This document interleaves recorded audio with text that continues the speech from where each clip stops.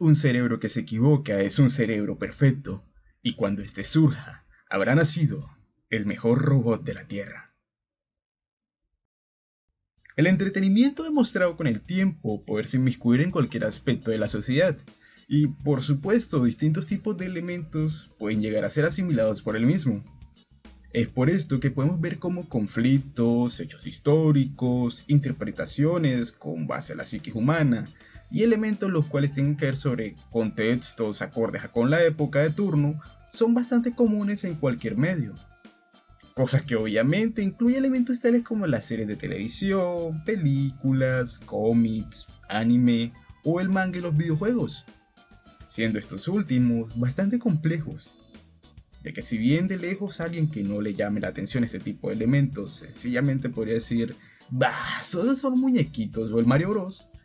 la realidad es que su gran mayoría abarcan a nivel narrativo mucho más que eso, siendo uno un elemento que al igual que el cómic americano o la literatura te puede impregnar desde la historia más simple y superficial en existencia, hasta historias donde marcan temas mucho más maduros. Y es lo mismo del lado de los videojuegos, solo que en este caso, tú eres el mecanismo que permite la realización de la historia, y a la final, en ambos medios, tú recorrerás junto a los personajes una enseñanza, una aventura o algo muy similar desde su inicio hasta su final. Es tan complejo la magnitud de casos que puedes tratar con estos medios que incluso temas como la filosofía o ya de plano la metafísica y el existencialismo pueden llegar a ser tratados.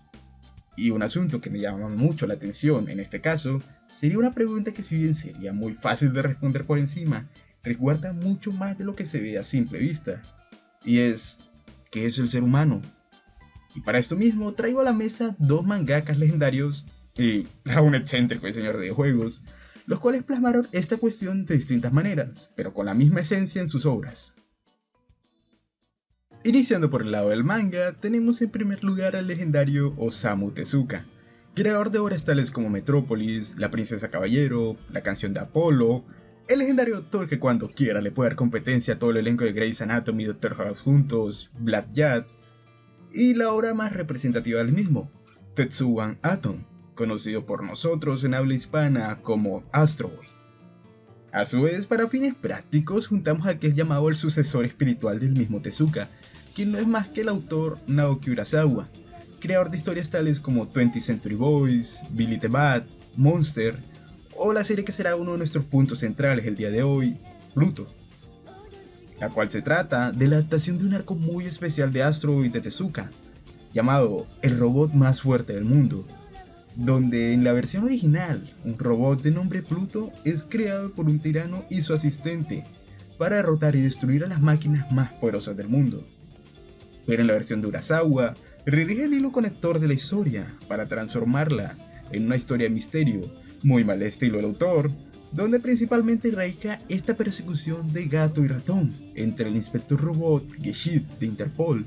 y un temible asesino que destruye o asesina básicamente a tanto humanos como robots por igual.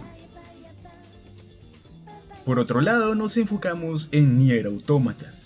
Este juego se trata de un capítulo más de lo que los fans llaman el Yokoverso,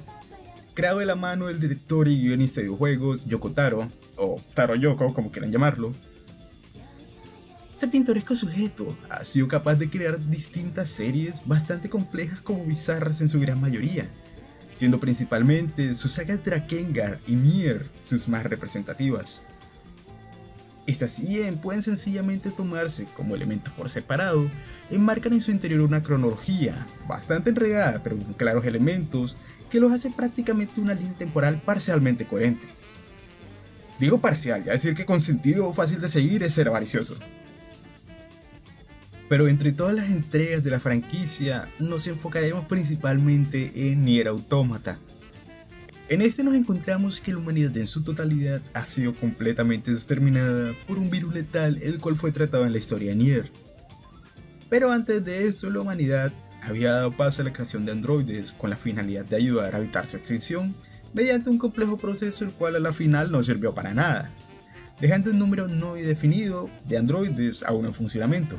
Pueden haber sido 3, 50 o muchos más, pero el caso es que apareció un androide particular llamado Cinia, quien, viendo la aparición de literalmente aliens con una serie de robots de conquista, decide dar marcha a la creación de más androides con tal de evitar la conquista de la Tierra por el lado de las máquinas.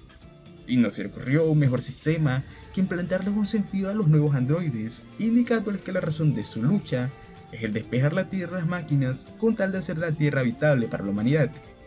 Cosa que obviamente era una gran mentira, ya que la humanidad llevaba siglos, no es que mucho más extinta. Pero funcionó como motor para mantener esta guerra sin sentido, creando el llamado Proyecto Yorha. Con estos dos parcialmente expuestos se preguntarán, y bueno, ¿qué tiene que ver robots y androides con lo que es el ser humano? Pues eso, mis queridos amigos, es bastante fácil de responder. Pero para contextualizarlo un poco, quiero hacer un énfasis en nuestro intento de replicarnos. Y es que desde la humanidad dio origen a los primeros autómatas con los griegos y su sistema de desviación de aguas para sus riegos, hasta la actualidad, han surgido distintos tipos de maquinaria, las cuales buscan facilitar en gran medida y de forma cada vez más eficiente las labores que hace el ser humano común y corriente. Y es que en teoría estas máquinas son creadas con un determinado fin. Tenemos por ejemplo las inteligencias artificiales, cuya función es netamente recolección de información y actuar según lo aprendido para cumplir funciones específicas. O la maquinaria industrial, que básicamente reduce horas masivas del que podría ser trabajo manual a uno que es más rápido, más eficiente y que definitivamente tendrá un mayor nivel productivo. Es por esto mismo que es demasiado evidente que desde el inicio de la revolución industrial, quizás un poquito antes, que el hombre empezará aparte a tenerle miedo a los avances de esta tecnología, y créanme que no es para nada poco infundado. Ya que, por ejemplo, pónganse solo a comparar un televisor o el internet de inicio de los 2000, no de los 70 o de los 80, solo de inicio de los 2000 hasta a la actualidad. Y encontrarán que incluso ahora, menos de un cuarto de siglo del inicio del siglo XXI, los cambios son abismales y créanme que van a seguir en aumento. Por lo que es un sentimiento bastante humano el llegar a pensar, y más bajo la influencia de elementos como la ciencia ficción, en si alguna vez la máquina logrará compararse en su sistema de razonamiento al del ser humano. Y si esto... ¡Ay carajo, el imperio de las máquinas! ¡Arriba el imperio de la torreta! debido a su gran capacidad, causaría que fuéramos rápidamente superados y conquistados por esta. Pero quiero dejarles la duda. ¿En serio ser completamente como el ser humano, el poder replicar el pensamiento, sentimientos y demás elementos que nos hacen nosotros lo que somos, permitiría que su desarrollo fuera más allá? Y esas son cuestiones que por sí tanto Astro Boy / Pluto como Nier Automata toman para desarrollarlo. Por parte de ambos mangakas, por ejemplo, tenemos que la sociedad ha evolucionado tanto que ha dejado muchas labores básicas y complejas para ser hechas por parte en su totalidad por las máquinas. Cualquier parecido con la realidad es pura coincidencia. Y al igual que en el mundo real, estas avanzan a niveles tan alarmantes que incluso son usados para conflictos bélicos, como el que dio origen al conflicto central en la versión de Urasawa, conocido como el 39º conflicto de Asia Central, donde el presidente gringo de ficción número 626 y un oso con complejos Hannibal Lecter convencen a varios científicos de investigar acerca de que el imperio persa, a cargo del emperador Darío XIV, se encontraba supuestamente trabajando en un arma de destrucción masiva, y por causa del miedo infundado por los gringos, sumados a la mala interpretación del grupo de investigadores, permitió que los llamados Estados Unidos de Tracia invadieran el territorio bajo la excusa de amenaza, y con máquinas incluidas como Monblad, Norte número 2, Brando, Hércules y Geshid, considerados de los robots más fuertes del mundo, empezaron a atacar el imperio persa, dejando cientos de bajas tanto de humanos como de máquinas, que arrojó a este en pasado poderoso imperio a la total pobreza absoluta tras la captura de su emperador. Aunque en el fondo, lo que los altos mandos militares solo conocían era que la supuesta arma de destrucción masiva por la cual se originó el conflicto en primer lugar, solo se trataba de una máquina de nombre Bora, la cual era un robot ambiental con el único fin de ayudar al desarrollo de la nación, pero el emperador Darío no se daría por vencido tan rápidamente por tal afrenta, ya que dejó a cargo de su científico de cabecera, el Dr. Abra, para que diera inicio a su proyecto de retribución, Pluto. Aparte de la más que clara amenaza central, también podemos apreciar cosas tales como grupos supremacistas, los cuales buscan erradicar todo lo referente a los derechos de la robótica, ya que en ese entonces las máquinas de última generación y de un poco antes, como lo son el mismo Astrobot, Keshit, el protagonista, y muchos otros, han alcanzado tal nivel de desarrollo que incluso a simple vista se ven como humanos normales, comunes y corrientes, e intentan replicar los comportamientos de los mismos,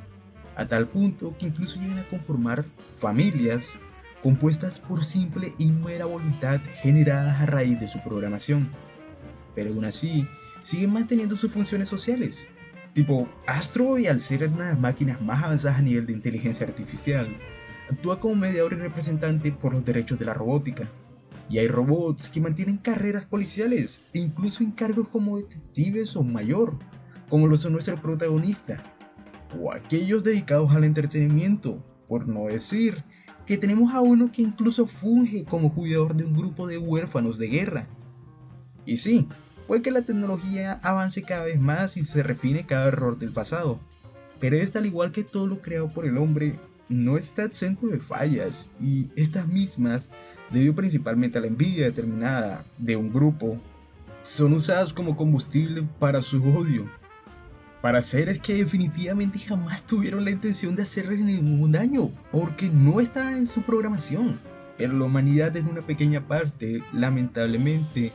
por el temor y repudio a sentirse inferior ante algo, arremete con total salvajismo contra ellos. Siendo esto una gran contradicción, porque básicamente están contradiciendo el mismo sentido del ser humano. Hacen ver como si el ser humano no cometiera errores, y por lo mismo buscan que las máquinas sean perfectas, pero ¿qué carajos esperaban de algo que se supone que es creado por seres imperfectos como nosotros? Por el lado de Autómata, podemos ver que ambos elementos, tanto máquinas como androides, tienen en común que de una u otra forma empiezan a simular comportamientos de los humanos, sin ser conscientes del todo hasta cierto punto. Por ejemplo, del lado de Yorha y los androides en general, podemos ver cómo las unidades 2B y Night S, los protagonistas del título, empiezan desde el tener un acercamiento bastante formal de una de las partes hacia la otra, a la genuina preocupación, el odio o rabia e incluso la desesperación o frustración misma, evidenciando que a la final, a pesar de jamás haber visto o tener mayor información, aparte de la falsa creencia de que los humanos aún se encuentran con vida, estos en su programa han logrado desarrollar vínculos a pesar de su programación. Y esto no solo limitándose a los protagonistas, ya que existen indicios en todo lo que respecta a los androides, haciendo evolucionar su propio sistema. Pero para mí, los que verdaderamente se llevan la batuta en cuanto a acercarse al comportamiento humano son las máquinas. Aparte de sus orígenes extraterrenales, desde un inicio, las máquinas quedaron completamente absortas por las maravillas dejadas atrás por la humanidad, siendo que estas literalmente empezaron a tratar de imitar cualquier aspecto que encontraran del ser humano, ya que lo consideraban como algo que les permitiría ir más allá de su misma programación, llegando a crear entretenimiento, lazos afectivos, monarquías, conceptos tales como el simular la belleza o incluso llegando a adquirir su misma apariencia y costumbres. Aunque siendo francos, se nota mucho que gran parte de ellos no tenían ni la más mínima idea de qué carajos estaban haciendo,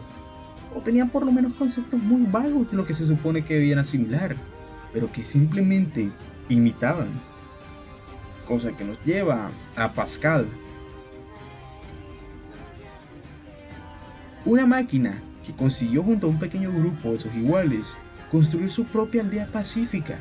donde ninguno buscaba ser parte del conflicto con los androides, y siendo alguien con un desarrollo de su sistema bastante avanzado.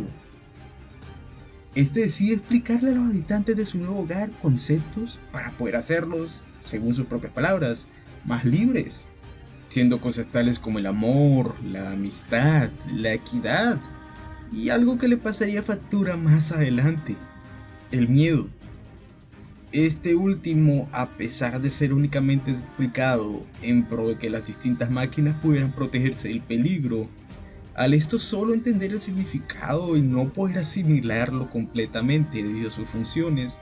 ocasionó que una vez bajo ataque enemigo, distintas máquinas que eran consideradas como niños en la aldea se vieran tan confundidos en cuanto al cómo actuar, que siguiendo las explicaciones dadas por Pascal, llegaron a la errónea conclusión que la mejor forma para poder aplicar ese sentimiento de miedo y superarlo era eliminándose a sí mismo, siendo que terminan destruyéndose entre ellos para conseguirlo, dejando al pobre Pascal devastado en el proceso. Y este mismo sistema complejo de sensaciones son aplicables incluso en la historia de Pluto, siendo que muchas veces se evidencia el cómo las máquinas, a pesar de todos los avances que tienen en distintos campos, les cuesta evidentemente el demostrar sentimientos, o al menos en su totalidad, ya que se demuestra que sí han aprendido, que han logrado analizar nuestros comportamientos en muchos campos. Y este es un elemento bastante importante en lo que respecta a ambas historias, ya que se demuestra que muchas máquinas, a pesar de no poder tener en nuestro mundo un poder de adquirir el 100% de las capacidades afectivas como nosotros, no descarta que en un futuro no puedan tener estos elementos similares. Y a pesar de nuestro temor, debemos ser conscientes que el llegar a tener similitudes al ser humano en lo absoluto lo hará una amenaza más grande de la que ya somos nosotros mismos, para nuestros iguales, ya que una característica bastante notoria, pero a la vez hermosa, que nos destaca como humanidad, es nuestra imperfección, aquella impulsada por nuestros sentimientos, por el no tener certeza de todo en el universo y nuestra limitación como seres pensantes. Dejando en la mesa que en el momento en que surja el mayor robot del mundo, no será aquel que sea perfecto en toda función que realice, sino será aquel que tenga la capacidad de en todo su conocimiento poder equivocarse, ya que en ese punto será como el mismo ser humano. Como seres vivientes, no existe nada más complejo que las emociones, y esto es algo que incluso a nosotros mismos nos cuesta explicar. Solo piénsenlo, ¿qué es la felicidad? ¿Qué es la tristeza? ¿El amor? O todas esas sensaciones que si bien puedes decir que es esto y aquello, subconscientemente notas que son cosas que por mucho que lo reformules, muy difícilmente serás concreto en la respuesta. Y la complejidad de esto lo puedes ver en distintos casos, como el presenciar la desesperación de no cumplir tus metas, o el ver que tu esfuerzo de años a la final no rindió para aquello que querías, o el ver cómo actúas frente a sensaciones fuertes como lo son la pérdida o la frustración, que lo ejemplifica de manera perfecta uno de los personajes de Pluto en la siguiente línea. ¿El odio que sientes alguna vez desaparece? ¿O es algo que nunca desaparece, no importa cuántas veces intentes borrarlo? Lo que siempre he temido más soy yo mismo, porque yo también tengo odio dentro de mí. Este tipo de elementos hacen que personalmente redirija mi pensamiento al cómo actúa verdaderamente una máquina, o de plano una inteligencia artificial, siendo que bajo mi punto de vista, esas sensaciones o sentimientos que nos caracteriza tanto, en el fondo queda como algo que particularmente no siento que sea fuera de este mundo, para ponernos a pensar que un programa no puede en un futuro llegar a emularlo, ya que en el reino animal es claro que no somos los únicos con estos elementos, y de por sí, el ver cómo estos, que si bien son sacados de la ciencia ficción, no se descartan del todo que no se pueda conseguir en un futuro. Digo, las videollamadas, el internet, las memorias USB, etc. fueron elementos nacidos de la ficción en su mismo tiempo, y por lo mismo digo, ver una máquina conformando el concepto de familia,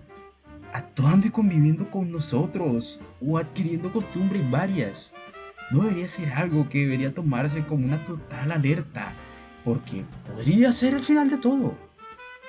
ya que, considerando las bases de cualquier invención, sea de sistemas, robótica o cualquier tipo de emulador de la vida humana,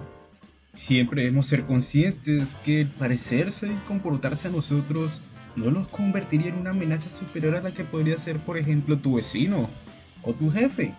o cualquier persona común y corriente,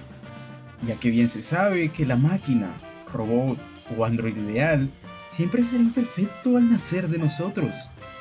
Y eso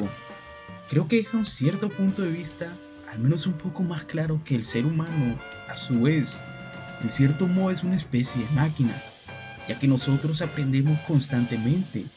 nos adaptamos según entornos, creamos conexiones, vínculos o objetivos que nosotros mismos reflejamos en nuestros sueños, metas o esperanzas, los cuales al no tener ninguna de ellas, no tendríamos razón alguna para existir. Y así nos ponen que tenemos tantas características que nos hace prácticamente ser una máquina bajo los conceptos o factores tan grandes como lo son la realidad o el destino mismo, que a la final nos deja una respuesta muy clara de que sí, es posible que una máquina pueda comportarse como el ser humano, ya que como tal nosotros mismos lo somos, por lo cual la verdadera réplica del ser humano será dada cuando esta réplica aprenda a equivocarse o cometa un mero y simple error, debido a que no existe nada más humano que eso, y en ese momento habrá nacido el mejor robot del mundo, ya que el errar será el equivalente al ser comparado con la humanidad.